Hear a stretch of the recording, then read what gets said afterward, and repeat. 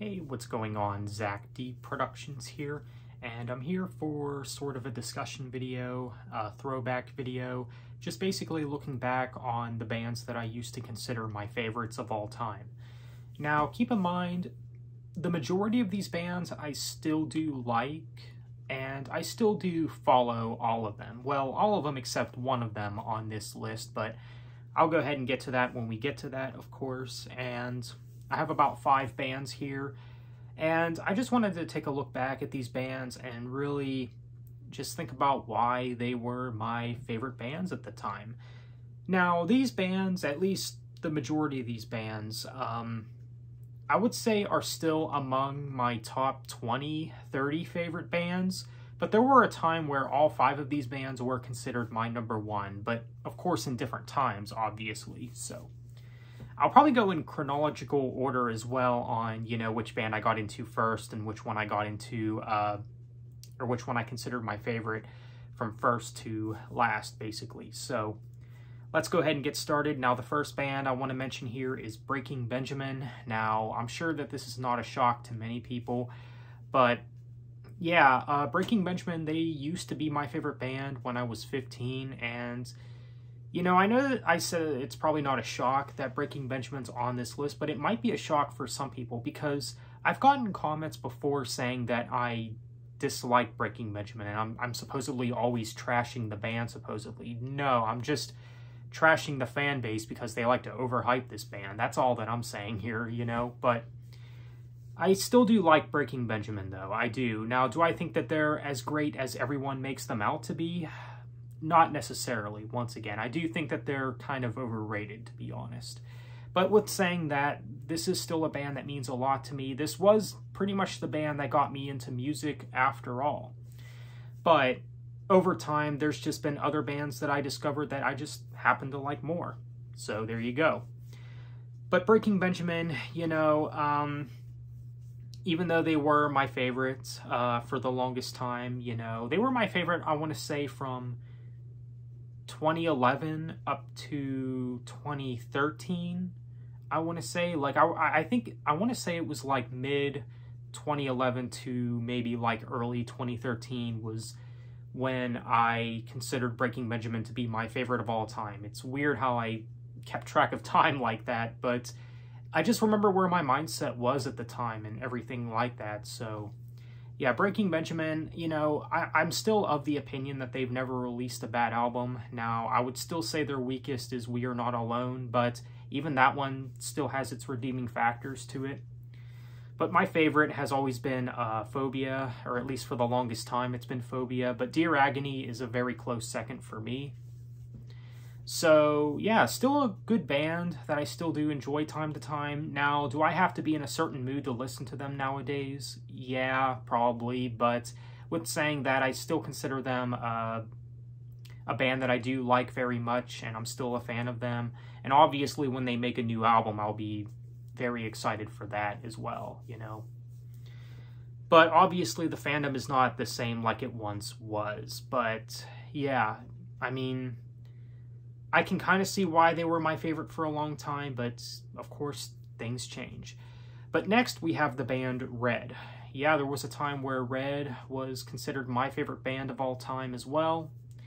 And, I mean, I still like this band a lot. I'm actually of the opinion that Red is better than Breaking Benjamin. I know that's kind of a hot take, but whatever. I mean, the bands, I don't really put Red that much higher. Like, not much separates Red and Breaking Benjamin for me personally, so there you go. But Red I do enjoy. I mean, I like most of their stuff. Now, their first 5 albums are just, I think, really good. And then the last 2 that they came out with, just kind of meh for me. Not horrible, but just kind of meh for me. But the first 5 albums, once again, are pretty much where it's at. I mean, End of Silence is definitely one of their best. Same could be said for Innocence and Instinct, Of Beauty and Rage. And you know what? I don't even think Release the Panic is as bad as some people make it out to be. Now, maybe that's because I have some nostalgia for that album, because that was the first album that I ever listened to on release date. It's kind of weird how I remember that as well, but yeah, Release the Panic was the first album I ever heard on its release date. So there you go. And I know that some of you are thinking, wow, really? Like, you know, you're kind of late to music. And yeah, I know. You don't have to remind me about that. Maybe I'll do a separate video sometime explaining why I didn't get into rock and metal till much later in life, you know, till I was about 15 or so. But either way, I do like Release the Panic as an album. Now, is there some tracks on that album that I find either forgettable or just kind of meh? Sure, a few songs, but I think the majority of the album is pretty solid for what it's worth. But yeah, I've always appreciated the fact that Red has kind of had a diverse sound, and you didn't really know what to expect going into a new album from them. Now, I would say that it's only been like that since Release the Panic. So I was a fan when they only had 3 albums. So I even remember when Release the Panic came out, I was very well aware that it was definitely different compared to what they've done prior, but you know, this is still one of the things that I do kind of appreciate with Red. Now, I know before, myself included, a lot of fans of Red complain about the change throughout their sound and their discography, but I've actually grown to appreciate it more. I think we've come to be more immune to it, if you know what I mean. Kind of used to it, kind of welcoming to the idea. And I honestly think for their next album, Rated R, I think that experimentation is what Red needs at this point, I would say. But yeah, I did see the band Red live twice in concert. The first time I saw them was in 2013, so it was around when Release the Panic came out. And then the second time I saw them was in 2016. So there you go. So I'm still a Red fan to this day. Now, would I say that I like them as much as I did, or the same extent as I did, you know, back in the early 2010s? Not necessarily, but I still do like the band a lot. And yeah, Red, they were another band that I used to consider my top favorite. Now, I would still put them in my top 20 maybe top 30 at least favorite bands, but I still really like the band Red. So next we have Coldplay. Now, this is the one band on this list that I really don't follow that much anymore. I think their later stuff is just absolutely terrible. In my opinion, Coldplay has not released a good album in a long while. And you know, I still do think Coldplay has some decent music. The album X and Y, which I do think is one of their best. I think their absolute best, however, is Viva La Vida, Death and All of His Friends. In my opinion, that was probably their last really good album. Now, Ghost Stories, I thought was decent, and that was back in 2014, and they haven't really released any good music since then, in my opinion. So yeah, A Head Full of Dreams sucked. Everyday Life was not good. Same could be said about the newest one. I don't remember what it's called. I mean, that's how much I don't care about the newest album from them. I don't even remember when that came out. I mean, like I said, this is the one band on this list that I stopped following. So, yeah, I mean, their first 4 albums I thought were pretty good. I mean, they're pretty good indie rock material. I mean, even if you're not a fan of Coldplay, you have to admit that, you know, they definitely write some good indie rock, sort of kind of pop rock songs. But, you know, the pop stuff is not really what makes the new material bad. It's just insanely boring, and it's just unlistenable, you know? And I know that Coldplay is kind of known for being a boring band, but oh well. I kind of dig a lot of the early material from them, even for the nostalgia, you know what I mean? Because, you know, obviously, yeah, there was a time where I was very passionate about this band, and it's really hard to believe that I even consider them to be my favorite band of all time at one point. This was like back in 2013 when I considered them to be my favorite. 2013, early 2014 is when I considered Coldplay to be my favorite band of all time. But granted, you know, at that point, you know, they were actually still making pretty decent music, so. But I still don't think that they're worthy of, even at the time, looking back, I don't think that they were worthy of being my favorite now, because of what else is all out there and all the stuff that I've discovered since then. But yeah, Coldplay, I mean, I really don't know what it was that got me into this band. I mean, I fell in love with the song Viva La Vida, and it just kind of went from there. You know, I ended up checking out a lot of their other material, and obviously I checked out all their work that they had out at the time, and including some of the rare stuff like the EP that they released before their debut. And, you know, nowadays, I just don't really have the motive to really return to much from this band. If I do return to anything from Coldplay, it's probably only going to be from 2 albums, X and Y and Viva La Vida. Really the only 2 albums that I'd say are worth checking out. Now, I think the first 2 albums are good for what they are, but I wouldn't say that they're must-listens or anything. And like I said, Ghost Stories I think is decent. It's a decent album. I mean, I wouldn't rank it as their best or anything, but it's a decent album with some pretty good and haunting sounding songs. But yeah, Coldplay, crazy to think that this band used to be my favorite, but oh well, it is what it is. Next, we have Dead by April. I know, another band that's, you're probably like, wow, why was this band even your favorite as well? And you know what? I still kind of dig some of Dead by April's material, mainly the old stuff, you know, the stuff from the first 3 albums. You know, you can't deny that Dead by April definitely has an ear for melody. They definitely make some good catchy hooks and, you know, kind of poppy metalcore sounding stuff. And you can't deny that the debut album definitely has some strong stuff on it. And I think that the debut from Dead by April is still the best thing that they've ever done.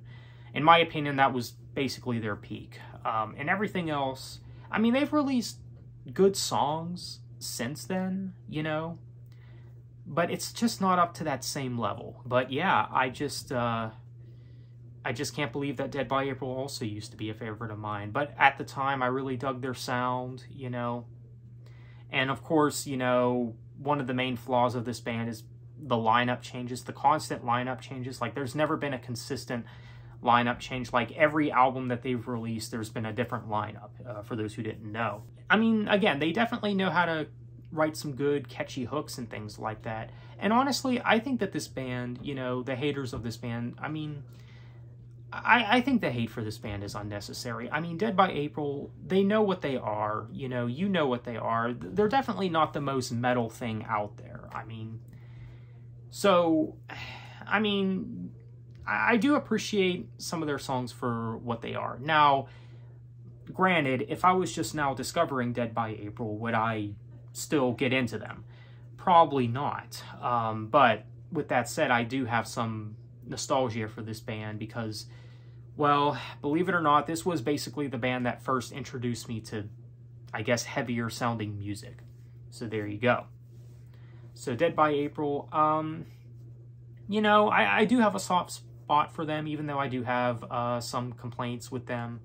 You know, I don't think that they're anywhere close to one of my favorite bands or anything, but I still do have a soft spot for Dead by April.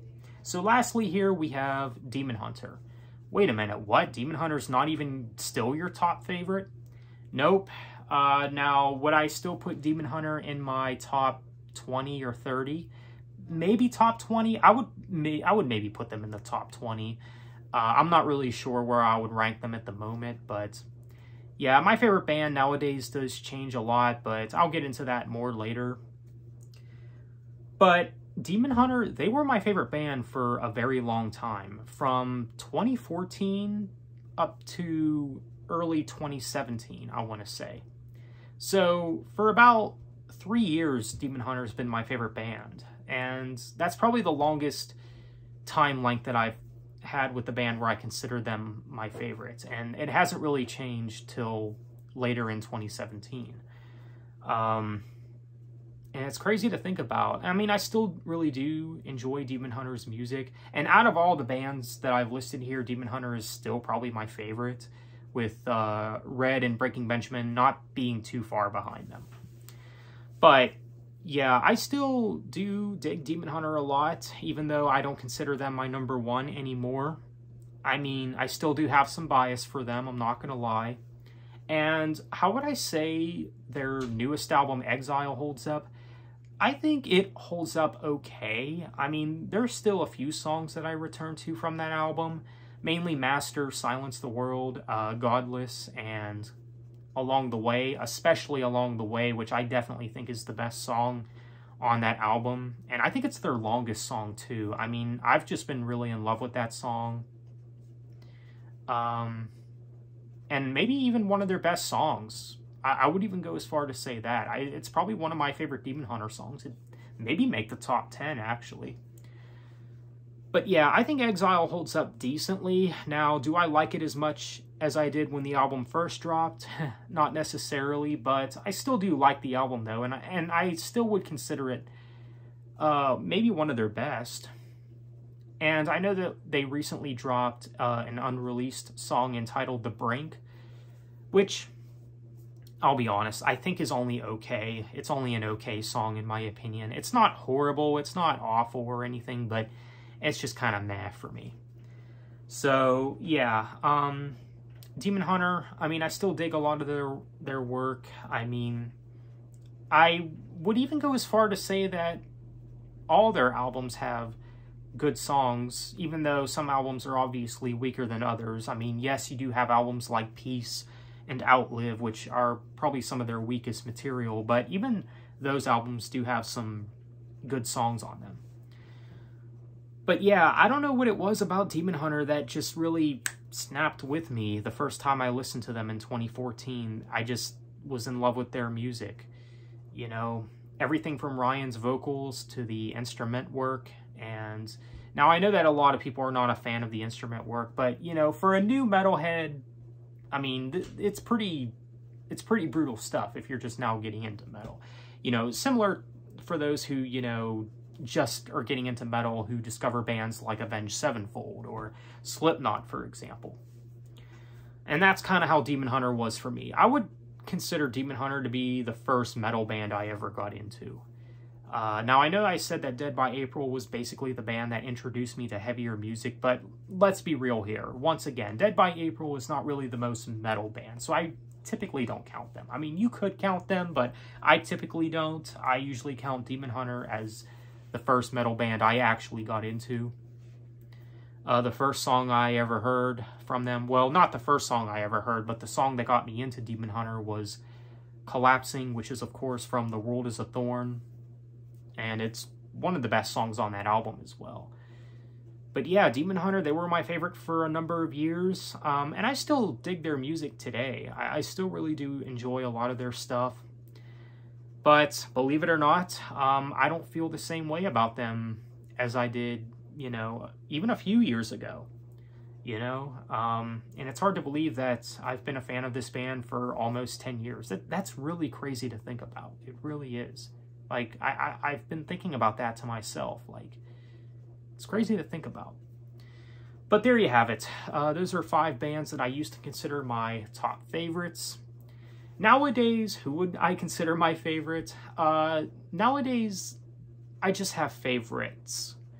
It's really hard for me to choose a favorite band nowadays because it does change a lot. I mean, I couldn't just choose one favorite band like I used to back in the day. And granted, back in the day, I wasn't really into that many bands, so it was a little easier for me to just choose one favorite band.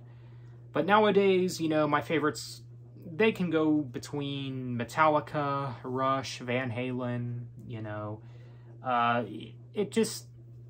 It really does vary. I have favorites, basically. Favorites when it comes to favorite bands. Not a top favorite or anything. But either way, let me know what you think. What are some bands that you consider your favorites? And what bands have you considered your favorites in the past that you really don't consider your favorite anymore? Now, I think for most people, when they first say that a band is their favorite, normally that band is going to be their favorite for a long time, like more than 3 years, you know?